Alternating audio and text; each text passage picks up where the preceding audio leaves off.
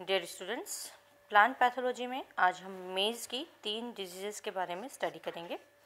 पहली है brown spot of मेज, दूसरी है डाउनी मिल्ड्यू ऑफ मेज और थर्ड है लीफ ब्लाइट ऑफ मेज। तो सबसे पहले हम ब्राउन स्पॉट ऑफ मेज के बारे में स्टडी करते हैं।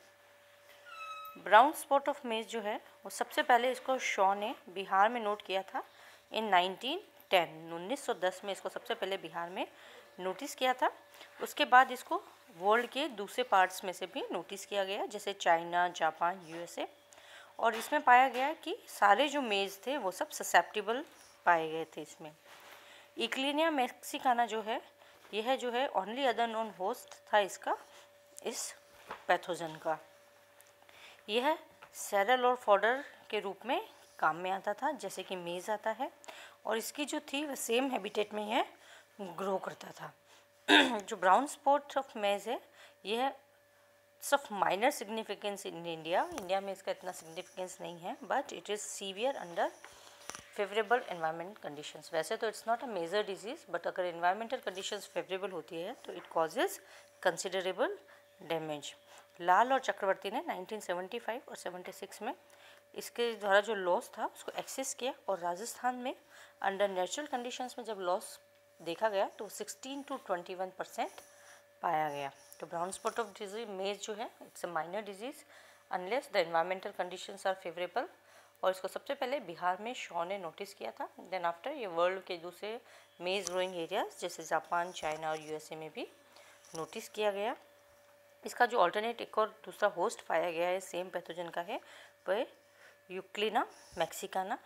यह यूक्लिना मैक्सिकाना भी मेज़ की जैसे सैरल और फॉडर के रूप में काम में आता है।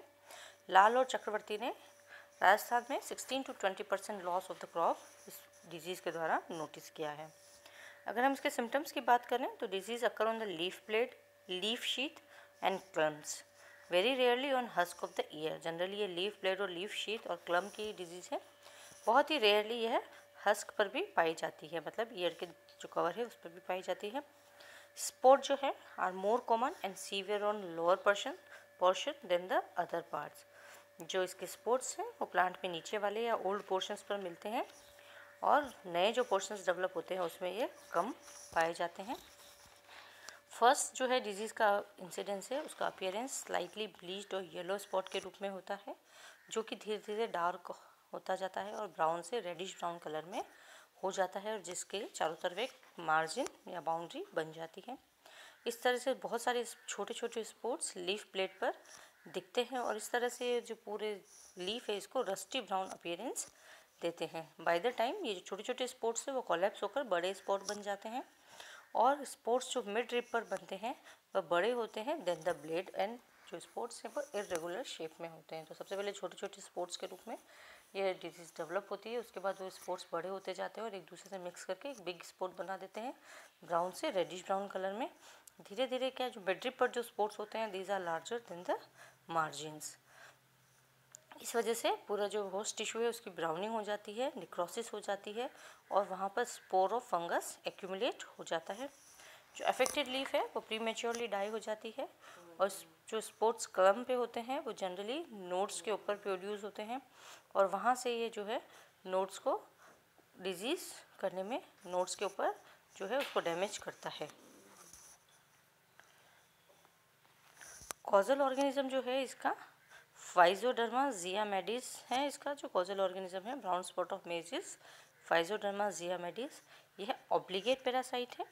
ये brown spot that appear in the older lesions consist a large number of separated thick walled spore like bodies which are called resting sporangia और रेस्टिंग स्पोर्स।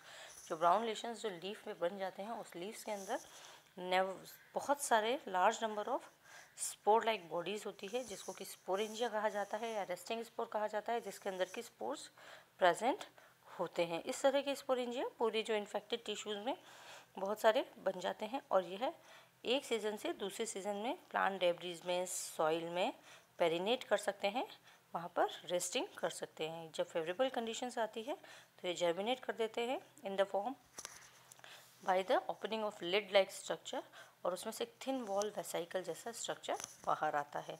ये जो वेसाइकल है ये एपेक्स को रप्चर करता है और यूनिफ्लैजिलेट ज़ूस्पोर्स को रिलीज़ करता है। ये ज़ूस्पोर्स है जब लीव्स के कांटेक्ट में आते हैं तो दे जर्मिनेट और then they infect the host cell. बाहर ये स्लीपर शेप्ड स्पोरेंजियम बनाते हैं जो कि लीफ सरफेस से जुड़े हुए रहते हैं और राइजोडियल सिस्टम से ये लीफ पर अटैच रहते हैं। तो जनरली जो कोजिंग ऑर्गेनिज्म है वह फाइजोडर्मा जियामेडीज है। ये एक ऑब्लिकेट पैरासाइट है। ये ब्राउन स्पोर्स या लेशंस होते हैं, वहाँ पर उस जगह को अगर हम सर्च करें तो वहाँ पे स्पोरेंजिया पाए जाते हैं जहाँ पर जिसमें रेस्टिंग स्पोर्स होते हैं। वहाँ से एक लिड लाइक ओपनिंग के थ्रू ये बाहर आते हैं और जर्मिनेट करते हैं एज अ वेसाइकल उसके अंदर। फिर उसके बाद इस फॉर्म में ये एक सीज़न से दूसरे सीज़न तक सर्वाइव कर सकते हैं in the form of disease debris या फिर इन the form of soil, contaminated soil के अंदर ये रह सकते हैं। उसके बाद साइकिल्स जब रप्चर होते हैं तो उसमें से यूनिफ्लैजिलेट ज़ूस्पोर्स बाहर आते हैं और ये ज़ूस्पोर्स जब लीव्स के कांटेक्ट में आते हैं तो जर्मिनेट करते हैं और उस सरफेस पर परसिस्ट करते हैं with the help of rhizoidal system, और वहीं से ये उसका न्यूट्रिशन भी प्राप्त करते हैं। यह जो थिन जो है थिन वॉल जो ज़ूस्पोरेंजिया होती है ये मैच्योर करने पर 300 ज़ूस्पोर्स प्रोड्यूस करते हैं और जो स्पोरेंजिया में बनते हैं ये बहुत स्मॉलर होते हैं और जो ये सेकेंडरी ज़ूस्पोर्स होते हैं। जो सेकेंडरी ज़ूस्पोर्स है वो प्लेनोगैमेट्स का काम करते हैं but fusion in the pair haven't seen. Generally ऐसा कहता है कि इनको प्लेनोगैमेट्स का काम करते हैं बट फ्यूजन यहाँ पर कभी भी ऑब्जर्व नहीं किया गया है। जो इन्फेक्शन हाइफा है वह होस्ट सेल के अंदर एक्सटेंड होता हुआ सेवरल वेजिटेटिव सेल्स के अंदर चला जाता है जिसको सैमेलजेलन कहा जाता है। यह सेल इंट्रासेल्युलर होती है और दूसरे थिन हाइफा को ग्रो करती है। तो इस तरह से इनका पूरा एक हाइफल मास उसके अंदर डेवलप हो जाता है जो कि डायरेक्टली या तो स्पोरेंजिया में कन्वर्ट हो जाते हैं या फिर बाद में जो हाइफा है वो टर्मिनल स्पोर्स बना लेते हैं। When sporangial formation is complete, the mycelium entirely disappear and in the infected host tissue only thick walled sporangia remain। क्योंकि जो हाइफल मास है वो completely sporangia के रूप में कन्वर्ट हो जाता है और वहाँ पर हाइफा ना होकर पूरा thick walled sporangia प्रेजेंट होते हैं और ये स्पोरेंजिया परसिस्ट कर सकते हैं, पेरिनेट कर सकते हैं आइदर बाय द सॉइल और by the diseased plant debris. तो स्पोरेंजिया ऑफ पी मैडीज जो है वह survive for 7 years under laboratory conditions as well as in the soil having a moisture content of 50%। मतलब अगर लैब कंडीशन में लाल and चक्रवर्ती ने study किया था कि ये जो स्पोरेंजिया है ये अप टू 7 years तक सर्वाइव कर सकते हैं लेबोरेटरी कंडीशंस में और सॉइल के अंदर भी अगर moisture content is up to 15%। High temperature जो है इसका जैसे 28 डिग्री टू 29 डिग्री सेंटीग्रेड और good moisture during the early growth period of the host are ideal for the occurrence of disease. तो डिजीज़ के लिए जो प्री डिस्पोजिंग फैक्टर्स हैं वह है हाई टेम्परेचर दैट इज़ 28 टू 29 डिग्री सेंटीग्रेड और good moisture content. It is generally common in low lying and ill drained field, मतलब जो निचली जगह पर जो ज़मीन है उन पर और इल ड्रेन्ड जहाँ पर पानी की निकासी की व्यवस्था प्रॉपर नहीं होती है वहाँ पर ये कॉमन होती है। The primary infection is through the soil borne sporangia और जो सेकेंडरी डिसेमिनेशन है वो बाय द स्पोर्स या विंड कैरी करती है उनको। तो प्राइमरी इनोकुलम जो है वह सॉइल से आता है जिसके अंदर की स्पोरेंजिया रेस्ट करते हैं या फिर जो प्लांट डेब्रीज जो सॉइल के अंदर होती है उसके द्वारा प्राइमरी इन्फेक्शन आता है और सेकेंडरी इन्फेक्शन जो स्पोर्स का विंड डेसिमिनेशन के द्वारा होता है। डिजीज़ मैनेजमेंट का अगर देखें तो फील्ड सैनिटेशन और क्रॉप रोटेशन यह है दो इम्पॉर्टेंट चीज़ हैं जो कि इंटेंसिटी ऑफ डिजीज़ को रिड्यूस करते हैं। डेवलपमेंट ऑफ जो रेजिस्टेंट वेराइटीज़ है it is also can be a possible control measure. तो this is about the brown spot disease of corn. Another disease of maize that we will study today is downy mildew of maize. There are 11 different fungal species which are reported to cause the downy mildew of corn. 5 of these are Sclerospora philippensis, S. saccharei, S. madeis, S. sorghai and Scleropthora raceyi जिसकी variety है जिया, जिसकी वजह से corn के अंदर economic losses found किए गए हैं साउथ ईस्ट एशिया के अंदर। शॉ ने एक आउटलाइन की प्रपोज करी थी for the differentiating the genera and species on the basis of the type of sporangiophore, sporangia and their germination। उनके हिसाब से जो एक जीनस है पेरिनोस्क्लेरोस्पोरा जिसके अंदर सारी स्पीशीज़ आ जाती है और ये एक टिपिकल कॉनिडियल जर्मिनेशन शो करते हैं। The discovery of Sclerospora rayssiae var zeae has stimulated interest in the significance of the disease. यह डिजीज़ जो है it's restricted to India and severe outbreaks has occurred in several states. It was first reported in Pantnagar UP in 1966 by Payak and Renfro and Singh and Chobe reported this Sclerospora sacchari causing downy mildew in Tarai region of UP and around Delhi। तो downy mildew of maize is restricted to India only और जो India में कुछ राई जो मेज़ growing areas हैं वहाँ पर इसका आउटब्रेक देखा गया है। सबसे पहले इसको पंतनगर यूपी में 1966 में पायक एंड रेनफ्रो ने इसको ऑब्जर्व किया था। उसके बाद सिंह चौबे ने 68 में और सिंह ने 68 में इसको स्क्लेरोस्पोरा सैकराई के द्वारा यूपी के तराई रीजन और दिल्ली में इसको डिजीज़ को रिपोर्ट किया गया था। ऐसा है, इसके लिए कहा जाता है कि जो डाउनी मिल्ड्यू एक ग्रुप ऑफ फंगल स्पीशीज़ है जिसके द्वारा यह किया जा सकता है। उसमें से 5 जो है वो Sclerospora philippinensis, S sacchari, S maydis, S sorghi and Sclerophthora rayssiae variety है उसकी जिया, इसके द्वारा यह किया जाता है। अगर हम सिम्टम्स के बारे में बात करें तो जो सबसे most characteristic symptom of downy mildew होता है वह है development of long broad chlorotic stripes in the leaf. Leaf के अंदर डेवलपमेंट ऑफ लॉन्ग ब्रॉड और क्लोरेटिक स्ट्रिप्स के रूप में पट्टियाँ बन जाती हैं। जब इस तरह की सारी पट्टियाँ फ्यूज़ होती है तो एक पूरा जो मार्जिन है वो लॉस हो जाती है और इरेगुलर पैचेस वहाँ पर नज़र आ जाते हैं। जनरली शुरू में जो ये स्ट्राइप्स है ये येलो कलर की होती है और बाद में ब्राउन होने लगती है। यंगर लीव्स पर जो ग्रोथ ऑफ फंगस है वह ज़्यादा दिखती है rather than the old leaves. जो सिम्टम्स हैं जो bracts of the green unopen male flower पर टैसल पर भी ये नज़र आती है। और as a result downy mildew diseases there is either a complete loss of plant during early stage of the growth और grain loss if the cobs are formed. और जो इन्फेक्टेड प्लांट है उसमें जो कॉब्स हैं वह नहीं बनते हैं। तो सिम्टम्स क्या हैं जैसे कि मिल्ड्यू के सिम्टम्स होते हैं लीफ के ऊपर ब्रॉड क्लोरोटिक स्ट्राइप्स बन जाती है। ये स्ट्राइप्स आपस में फ्यूज़ होकर इनकी मार्जिन लॉस्ट हो जाती है और इरेगुलर पैचेस के रूप में वहाँ पर नज़र आते हैं। स्टार्टिंग में ये येलो कलर के होते हैं patches and finally these are of the brown colour जहाँ पर कि स्पोर मास लोड हो जाता है वहाँ पे। यह जो है यंगर लीव्स में ज़्यादा डोमिनेंटली दिखाई देती है रादर देन ओल्डर लीव्स। अगर ये यंगर स्टेज में हो जाती है तो लीव्स टाई हो जाती है और फाइनली इसमें कॉब फॉर्मेशन नहीं होता है। And if it occurs in the year stage तो यह मेल फ्लावर या टेसल पर जो अनओपन्ड फ्लावर्स है वहाँ पर ये नज़र आती है डिजीज़। तो एज ए रिजल्ट जो डाउनी मिल्ड्यू डिजीज़ है उसमें या तो complete loss of the plant हो जाता है at the early stage of the disease या फिर ग्रेन लॉस होता है if cobs are formed. Causal organism की अगर हम बात करें तो the pathogen responsible for the downy mildew of maize is Peronosclerospora sorghi. The conidiophores are massive, wedge-shaped, short, dichotomously branched and ये स्टोमेटा से बाहर आते हैं, या तो सिंगली आते हैं या 3 से 4 के ग्रुप्स में बाहर आ जाते हैं। इनकी एवरेज लेंथ जो कॉनिडियोफोर की होती है 184.8 टू 187.4 mm होती है। थिन वॉल्ड होते हैं, 1 या 2 सेप्टा इसमें पाए जाते हैं। इन कॉनिडियोफोर्स पर छोटे छोटे thin walled hyaline elliptical cylindrical या ओवेट ओब्लॉन्ग कॉनिडिया लगते हैं। वो spores on the maize leaves are typically round. अगर वो स्पोर्स बनते हैं तो वह राउंड होते हैं, थिन वॉल्ड होते हैं और रेडिश ब्राउन होते हैं। कॉनिडिया और वो स्पोर्स दोनों ही जर्म ट्यूब के द्वारा जर्मिनेट करते हैं और स्टोमेटा के थ्रू बाहर आते हैं।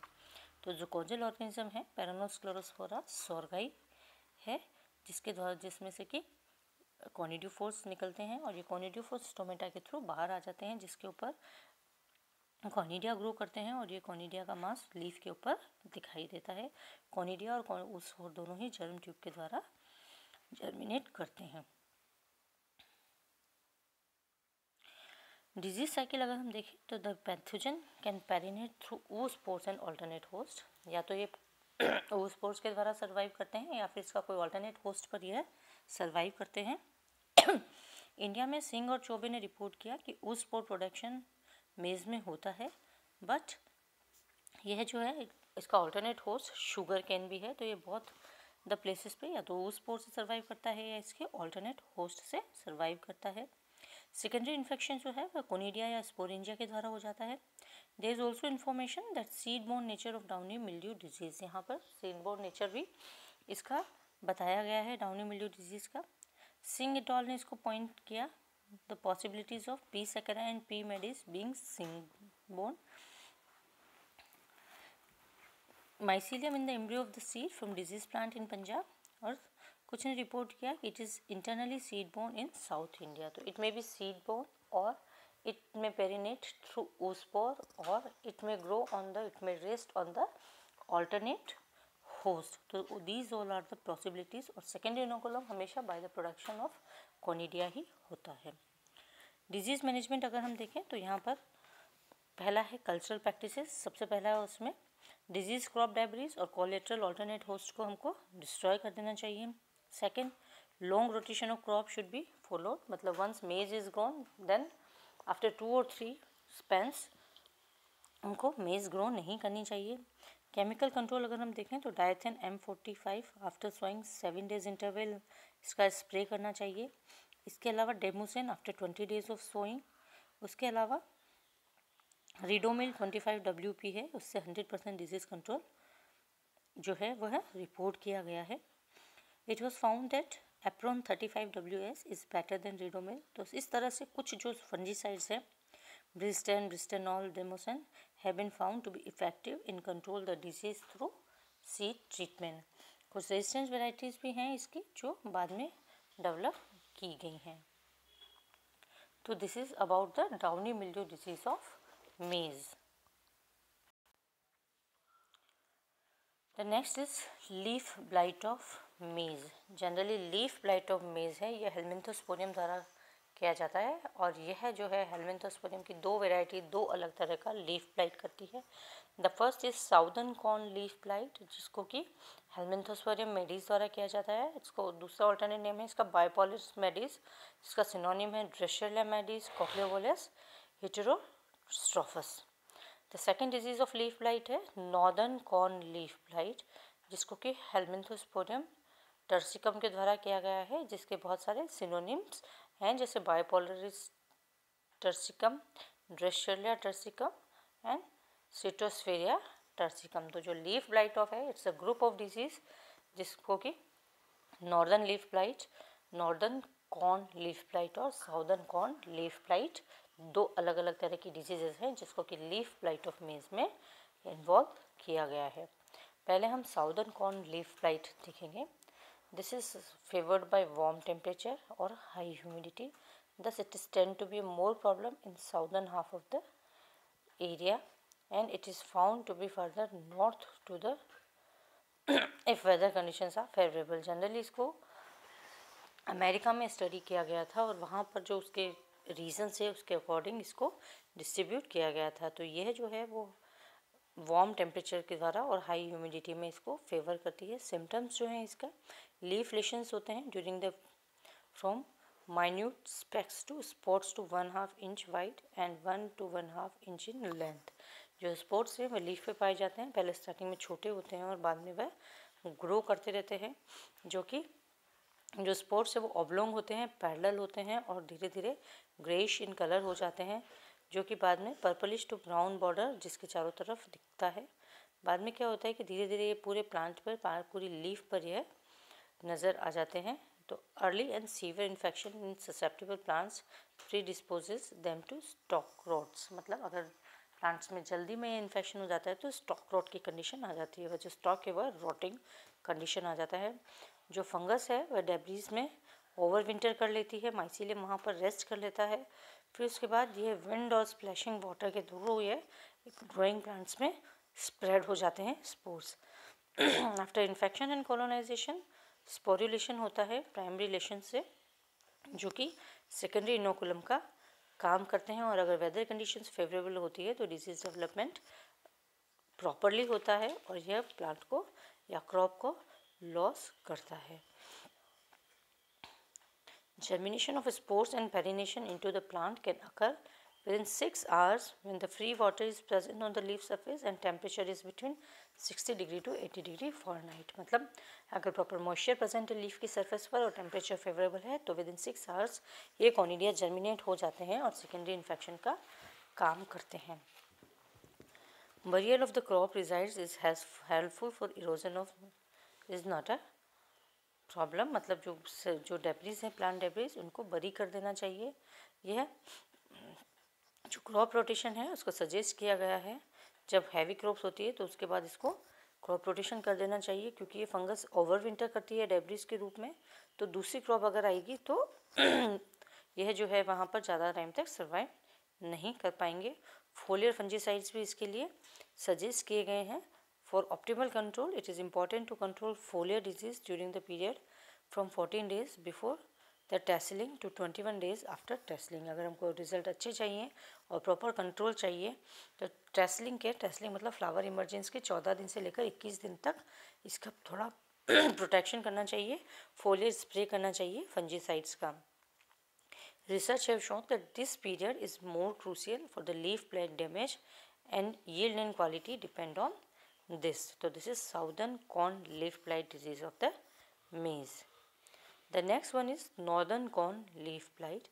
It is favored by moderate temperature, high humidity, heavy dew during the growing season. Dry conditions में disease incidence कम हो जाते हैं. Early incidence अगर 50% तक रिड्यूस हो जाते हैं if the dry conditions are there. अगर डिजीज़ ऑनसेट लेट हो जाता है तो फिर उसके बाद ये ज़्यादा लॉसेस नहीं करते हैं या फिर मिनिमम लॉस होता है. ग्रेन के लॉस के साथ साथ इसकी जो फॉरेज वैल्यू है वह भी रिड्यूस हो जाती है. मतलब जो प्लांट पार्ट्स फीडर फॉरेज के रूप में काम में आते हैं वह भी फॉडर के रूप में काम में आने वाले तो उसकी क्वालिटी भी डिप्रूव हो जाती है. It is recognized by long elliptical lesions that are typically cigar shaped.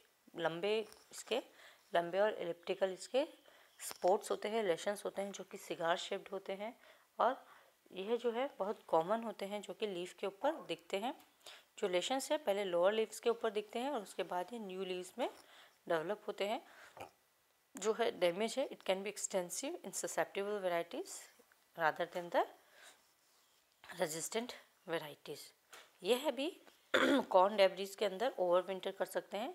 Conidia जो है वह विंड ब्लोन होता है ओवर द लॉन्ग डिस्टेंस हवा के द्वारा ये दूर स्थानों पर पहुंच जाता है. वाटर के द्वारा भी ये एक फील्ड से दूसरे फील्ड में पहुंच जाता है. एन इन्फेक्शन इज इनिशिएटेड जब free water is present on the leaves air for 6 to 18 hours and the temperature is between 65 degree to 80 Fahrenheit. मतलब इन्फेक्शन लीफ सरफेस पर यहाँ पर भी वाटर अवेलेबल होना चाहिए ग्रो करने के लिए और जो टेम्परेचर है वह मॉडरेट रहना चाहिए. जो इसका कंट्रोल है it depends on the resistant hybrids. जो रेजिस्टेंट वेराइटीज़ हैं वह many hybrids with resistance to northern corn leaf blight carry resistance to southern leaf corn blight. मतलब दोनों जो डिजीज़ है उसमें जो एक रेजिस्टेंट वैरायटी है वह दोनों में भी रेजिस्टेंस हो सकती हैं. जो रेजिस्टेंट वैरायटीज़ है उसमें लेशन साइज़ छोटी होती है, कुछ ही वो बनते हैं और उसके चारों तरफ क्लोरोटिक लेशंस बन जाते हैं ताकि जो स्पोरुलेशन है वह एक लिमिटेड एरिया तक सीमित रहे और आगे ना बढ़े. जो रेजिड्यू जो बरियल्स हैं उनको क्रॉप रोटेशन है. क्रॉप रोटेशन और जो damage of destruction of plant debris है it's an important control. Generally जो स्पोर्ट्स हैं विंड द्वारा डेसिमेटेड किए जाते हैं इसीलिए जो फील्ड हैं वह दूर दूर पर होने चाहिए, डिस्टेंसेस होनी चाहिए. यहाँ पर कुछ जो फंजीसाइड्स हैं उनका भी स्प्रे किया जाना चाहिए. हाई बैलेंस फर्टिलिटी जो है वह भी बैलेंस करनी चाहिए, फर्टिलाइज़र का बैलेंस होना चाहिए और एक्सेसिव नाइट्रोजन को इसमें अप्लाई नहीं करना चाहिए जबकि इन्फेक्शन लेवल्स हाई होते हैं. So dear students, these are the 3 minor diseases of the maize. पहली थी brown spot disease of the maize. The second one is downy mildew disease of the maize and the third one is leaf blight disease of the maize. Third है leaf blight, उसमें दो तरह की leaf blights है, northern corn leaf blight and southern corn leaf blight. I hope you understand the topic. Thank you.